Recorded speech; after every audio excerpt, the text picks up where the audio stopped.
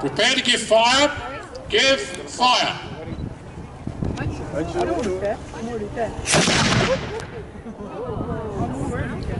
Now, I told you a few months ago that I was going to talk about the next stage in the development of artillery. Did you see that stuff coming out, Jack? The guns you've seen up to now, including this one, are on the pathway to those big black guns you can see me pointing at up on the wall.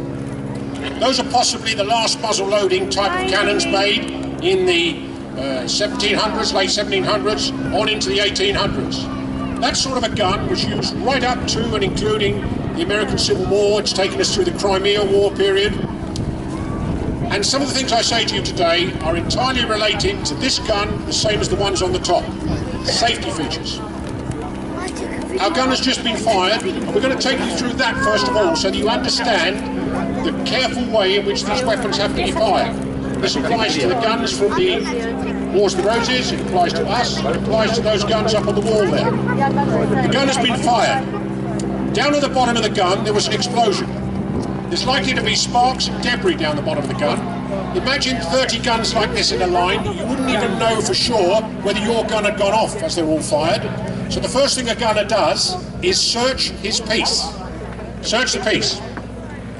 What our gunner is doing is putting down the barrel, the ramrod, with a little piece of curled metal at the bottom which can catch any debris.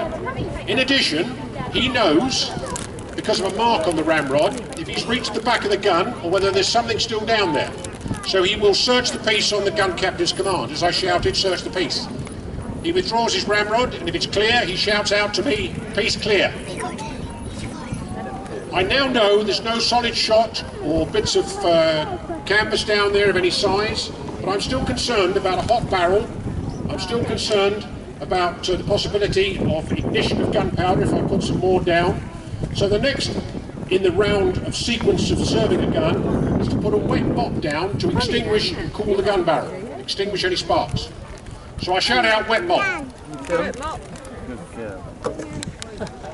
Down goes that wet mop. There's a bucket always comes with a gun with water in, and that wet mop will extinguish anything in the gun barrel.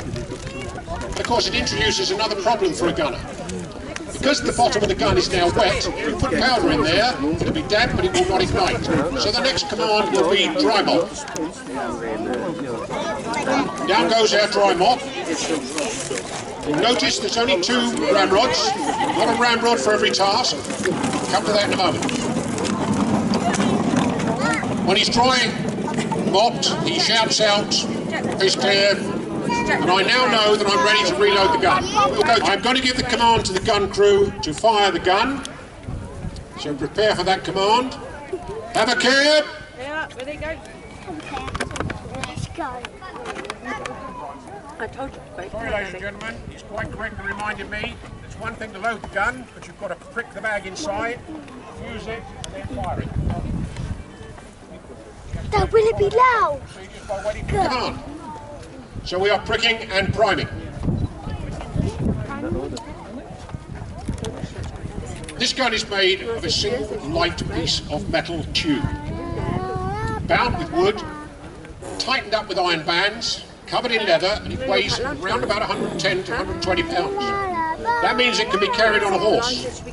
If that gun was cast in iron or bronze, it will weigh nearly 600 weight and can't be carried on a horse.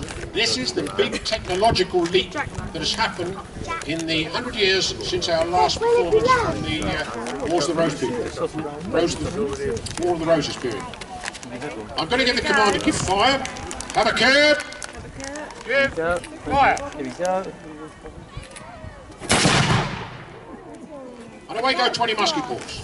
The gun cannot fire a solid iron ball. This was its problem. Within 10 years of these guns being made, in the early 1620s, technology advanced in terms of being able to melt metal at a higher temperature, and we have a light cannon barrel, half the length, doing the same job that can fire iron cannonballs. You've been watching the development of artillery from the Roman period up until the mid-1600s. As soon as the 1600s comes, everything begins to accelerate.